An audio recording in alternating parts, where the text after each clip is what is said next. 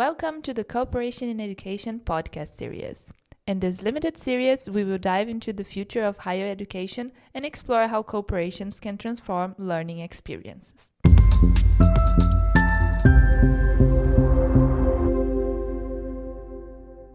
This podcast series is part of the Cooperation in Education Knowledge Gateway project, in short, the CIE Gateway project.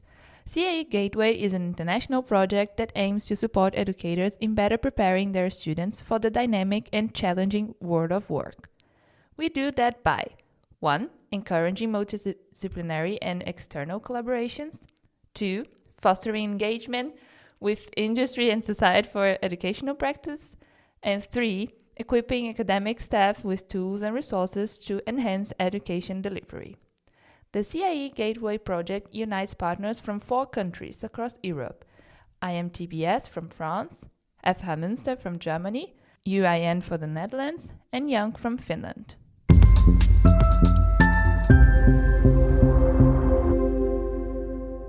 The CIE Gateway project is funded by the European Union. Views and opinions expressed are, however, those of the authors only and do not necessarily reflect those of the European Union or the Finnish National Agency for Education. Neither the European Union nor the granting authority can be held responsible for them.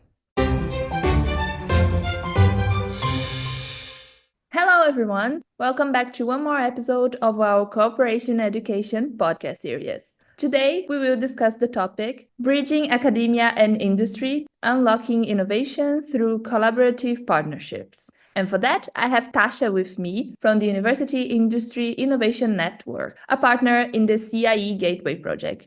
Tasha is a project officer at UIIN, where she undertakes research activities and creates content on a wide variety of topics, including entrepreneurship education, sustainability, and social innovation, aiming to enhance the impact of higher education. Hi, Tasha. Welcome. It's great to have you. Thank you for joining in today. Could you introduce yourself to our audience, please? Hi, thank you for having me, Rainara. Yes, as you said, I'm Tasha. I'm a project officer at UIIN, working on projects within entrepreneurship education and cooperation in education. I've been here for about 3 years now, working across these topics, and I'm originally from the discipline of human geography. So I'm interested in everything that humans do in space and how that relates to world building as well. I'm excited to be here today and talk to you about this important topic that we are working on together in the CIE Gateway project, partnerships between universities, businesses, governments, and other societal partners are transforming higher education and enhancing the impact of education at the moment. So it's great that we're talking about it today. Absolutely. So let's start by talking about what we mean by bridging academia and industry. Essentially, is about creating a synergistic partnership where academic institutions and industries collaborate on research, innovation, and education to benefit each other mutually. So this means it goes beyond just internship or corporate sponsorships. It is about a deep integration of industry needs within academia research and teaching. So, Tasha, could you explain a bit how UIIN relates and sees this bridging and how it connects the cooperation education and collaborative projects that we have been discussing in this podcast so much? Yeah, absolutely. So at UIIN, we strive for a world where higher education can drive change through collaborating with external actors to solve global challenges together and create impact. And all the work that we do starts with a firm basis in research. So we have a research team that I am part of, and we spend our time looking into topics such as university industry engagement, entrepreneurial, innovative, and engaged universities, as well as the general big picture of the future of higher education. And from here, we share our insights via our events and our publications. And we also use these insights that we gather through research to develop tailored training programs and consulting services, which aim to help organizations with ambitions in this area innovate their policies and their teaching methods and build stronger external partnerships. We've been involved in many projects which promote or support cooperation in education specifically, as this is one of the core areas of what we do. And this is one of the ways that we believe university and industry can collaborate to bring education closer to wider societal needs, and make graduates more prepared to enter the workforce and hopefully create more impact within the life of these graduates themselves and those who their lives are touched by in turn. It is great to hear that we have such a committed organization to support the academia industry engagement, which we know and we have been seeing that has been gaining more and more space in the educational landscape in the last few years. We also have been seeing that universities are not isolated ivory towers, that we say. They are critical societal institutions. They are well positioned to address real world problems. So there has been various studies encouraging universities to be more outward looking and deeply integrated with the needs of their communities around them. Yeah, absolutely. And as you say, this is happening more and more these days. And I think increasingly universities are realizing their own abilities to leverage their intellectual capital, their research capabilities, and their human resources to solve the pressing challenges that we face as a society. And these collaborative efforts and partnerships not only enhance the quality of academic research, which comes from universities, but it also enables academic insights to be applied directly in industry and real world contexts. And the putting together of these academic and real world expertise allows these organizations, the universities, the businesses, when working together to accelerate solutions that benefit society. And local partnerships can be particularly impactful in this respect due to the proximity and thus the ease of communication and collaboration between partners. Additionally, as both partners are invested in achieving the same regional goals, this fosters a strong commitment in their joint initiatives. And this is an aspect that's especially helpful for small and medium enterprises that might not have the resources in-house for extensive research and development facilities or initiatives, but they can benefit greatly from nearby academic expertise. That is a great point. So it can contribute a lot to the smaller regional companies, helping them to innovate their practice and generate more impact, for example. But it's not only about the impact in the companies or in the university, it's also a very good opportunity for the students. We also have been talking about that. And in previous episodes, we have said again that university industry partnerships prepare the students for the workforce in ways that traditional education alone can't. So there is a direct link between these external partnerships and students' entrepreneurial aspirations, for example. So when students are exposed to real-world challenges and industry practices, they develop a mindset that actually gear them towards innovation and entrepreneurship, beside all the other practical and soft skills that we have been mentioning in many, many episodes now. And all these skills are highly valued by the employers. So through internships or research projects and industry-linked programs, the students are not only learning theory, but they are also applying it in practical contexts. I think it provides a really valuable learning experience for students who have always been the kind of end users of the university, those who come to learn. And also from the external side, industry partners benefit from these collaborations because on the flip side, they now have access to talent who are already familiar with the challenges and opportunities within the sector.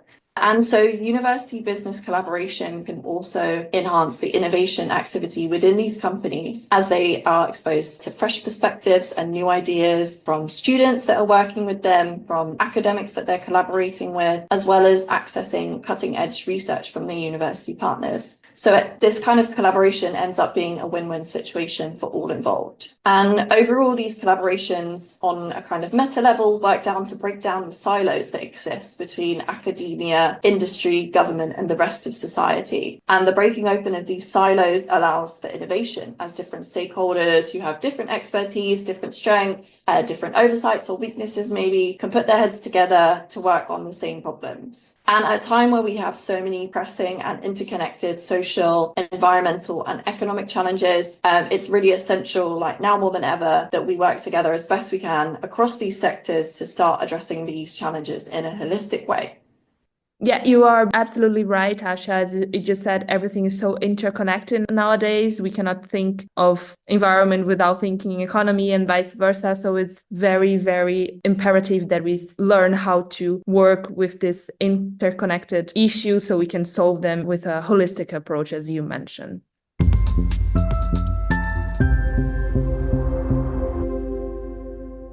But now I would like to get a bit more specific and bring up an important concept in cooperation education that was actually mentioned in our last episode with Rolf. And I actually believe you, Tasha, and UIIN are very familiar with it. So the concept that I mean is the Triple Helix model. So this is a concept of university, industry, government collaboration as a secret sauce of innovation and how it resonates. So actually this kind of was built on success stories like Silicon Valley, but there are many, many aspects and things about this model that I believe is very valuable for our audience. Yeah, absolutely. So the Triple Helix model concerns collaboration between higher education institutions, businesses, and governments. And its primary functions are centered around creating, disseminating, and utilizing knowledge, as well as innovation across all of these three parties. And it's a comprehensive innovation framework that helps students, researchers, managers, entrepreneurs, and policymakers grasp how universities, industries, and governments can collaborate to build and nurture innovative regions and sustain long-term innovation within this region. The model serves as a powerful mechanism for fostering knowledge-based economic development and societal advancement. And the collaborative model forms an adaptable framework for sustaining innovation ecosystems and regional economic resilience. Through the integration of roles across university, industry, and government, the Triple Helix generates three essential spaces. Primarily a knowledge space where existing knowledge is harnessed and new insights emerge between these partners, a consensus space where regional actors assess their strengths, gaps, and set actionable strategies for utilizing these strengths and filling in these gaps. And thirdly, an innovation space where resources are mobilized to achieve collective innovation goals that exist within that local ecosystem. Even though a particular Triple Helix model cannot be replicated in its precise format, as you mentioned, the example of Silicon Valley, the Triple Helix approach can be adapted to any region worldwide, with the primary actors building a hybrid ecosystem involving also various secondary actors, such as research institutes, NGOs, and international organizations, and having civil society as a foundational layer, with all of these parties working together. Each actor, though distinct in purpose, might also at times adopt the role of another to drive shared innovation goals. And this reflects the Triple Helix's versatility as an enduring model for knowledge-based growth and regional revitalization. So within this model, universities are taking an increasingly entrepreneurial role. They're driving technology transfer and they're supporting startup ecosystems within these regional clusters, as well as contributing to the overall regional development. And in this way, we can see universities are moving from a traditional role of education and research to being really a primary force in economic development, and even taking on functions that reflect industry, such as knowledge commercialization and innovation-led training. At the same time, we see industries contributing in a unique way by incorporating educational practices to cultivate high-level skills in their employees and share knowledge through joint initiatives with other actors in the Triple Helix. While governments also provide a supporting role for this innovation ecosystem through regulation and investment. So in regions where universities, industries, and governments actively collaborate, we see a continuously developing process, which consequently could come together to create a sustainable innovation ecosystem. That is also very relevant to remember that even though the ideal Triple Helix involves active participation from all three sectors, so university, industry, and government, effective collaborations can still arise with varying degrees of involvement. But effective collaborations can still arise with varying degrees of involvement, improved capacities, or even in the absence of one sector, as in a double or a single helix, but still forming a triple helix in the sense sense of it is covering the activities that all parties, if there would be doing. So the model actually emphasized the creation of an open, cross-disciplinary spaces that transcend institutional boundaries. So it's not about being in a university, being in a company, or being in the government role, but it is about enabling the actors to adopt multiple perspectives and collaborate in a fluid way. So originally it was observed as a mutually beneficial, co-evolving relationship between an university and its surrounding region. And the model actually represents an inherently flexible and open approach to innovation rather than being just a rigid system that we need to follow these and these rules. Yeah, absolutely. And I think the main takeaway from the Triple Helix model is its emphasis on identifying strengths of all of the different partners involved and addressing gaps within innovation ecosystems. Whether they are already thriving, they might be struggling, or they're just starting out. The model provides clear guidance by focusing the resources and efforts towards shared goals, which in this case is creating an innovation strategy that builds on past achievements of all of these different institutions involved and stays adaptable even in the face of obstacles and resistance to change. You are totally right. Thank you so much, Tasha, for this final takeaway from the whole model. And it is very central to cooperation education. And I'm happy we had the chance to discuss a bit here and share with the audience who may or may not know about it.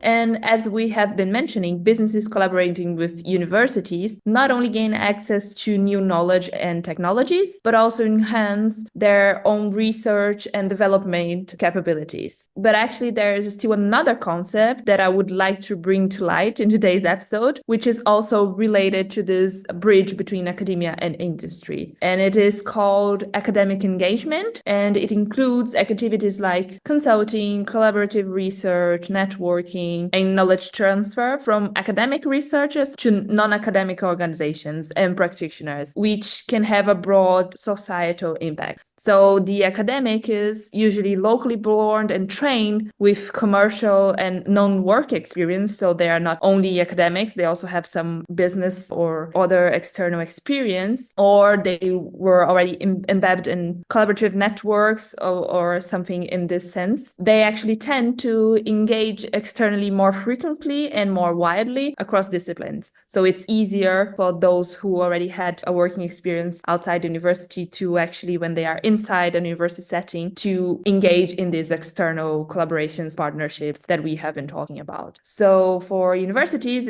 supporting these interactions can be a game changer, having positive effects on research productivity and other research-related performance measures. And also it helps the universities to become better positioned to contribute to economic and societal development in their regions, for example. So research has also shown that when choosing to engage in collaborative effort, these academics, educators, often look to the actions of their departmental colleagues, peers, and nearby networks, both within and outside their institutions. So actually, from an HR perspective, this behavior of being willing to engage externally could have specific implications for recruitment and promotion standards at both the university and departmental levels to keep the academics and the educators motivated to engage externally, because that's what we usually hear that is the problem, how to motivate or how to support the educators to do this external engagement. So if they have this experience already, it's already easier. So from a personal and a professional career perspective, higher education institutions aiming to foster engagement may benefit from highlighting and recognizing the work of those educators who are already active in collaboration or those who are willing to do so, and especially if they demonstrate a strong scientific productivity. As I said, if they already worked outside and they have the theory as well, it's easier for them to integrate in a classroom setting, for example.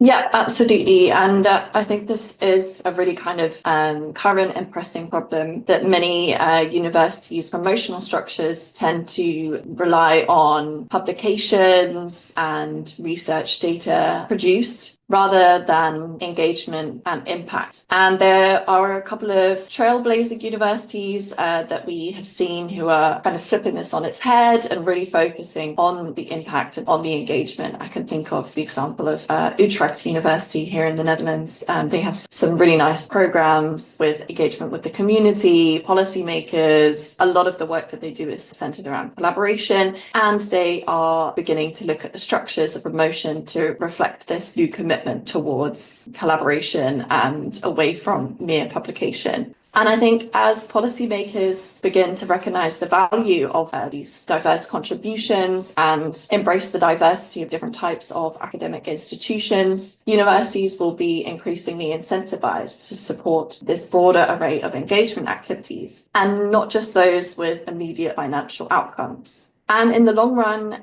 this could strengthen the role of universities in societal innovation and economic development. However, academic engagement does require distinct support systems across policy, university, and departmental levels. And additionally, achieving meaningful engagement and societal impact requires that external partners on their side are also motivated and equipped to manage academic collaborations. So whilst it is clear that academic policy is very important on its own, it is not enough for the entire healthy Triple Helix ecosystem. All of these different policy areas, from the intergovernmental, European to national to university and departmental levels, need to be changing towards this, allowing for collaborations and engagements between the different actors within the Triple Helix.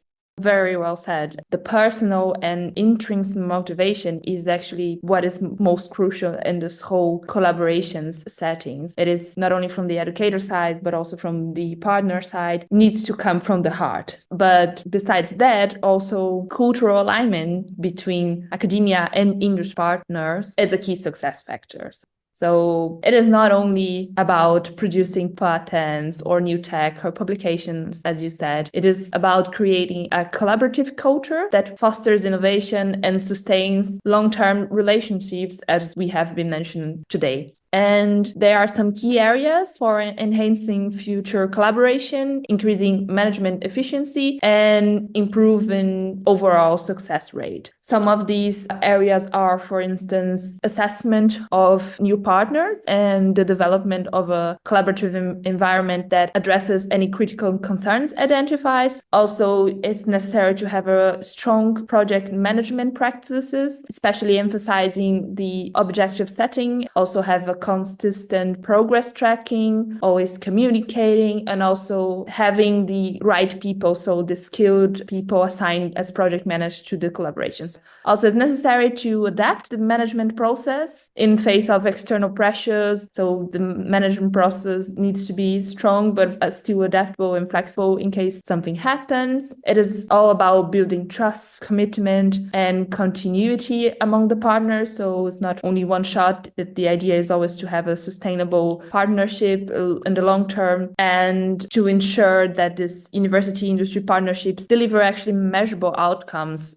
And of course, it's important to have a balance between the academic goals and the industry priorities. So we are not overachieving any of them. So maintaining this harmony and ensure that is still a mutual benefit, that both sides, academic and industry, they are benefiting and they're both seeing the impact they're being creating. So focusing on these areas that I just mentioned, university and industries actually can establish a structured approach to collaboration, which will foster environments that are conducive to innovation and shared success.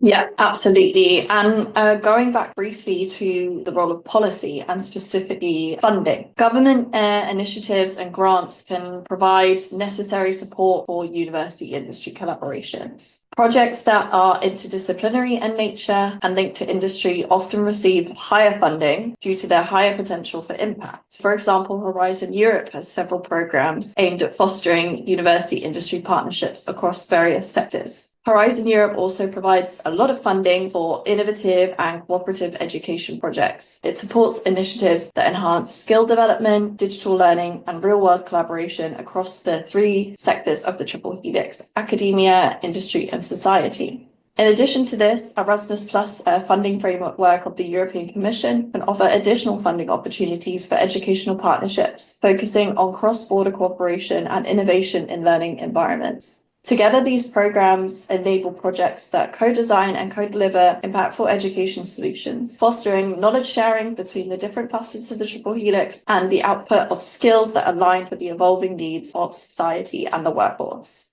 Indeed, that is a very, very important point and also a key success factor, funding. So these funding opportunities greatly support cooperation education. And the examples that you just gave with Horizon Europe and Erasmus Plus could actually be a starting point for those educators who have never been involved in such type of collaboration projects.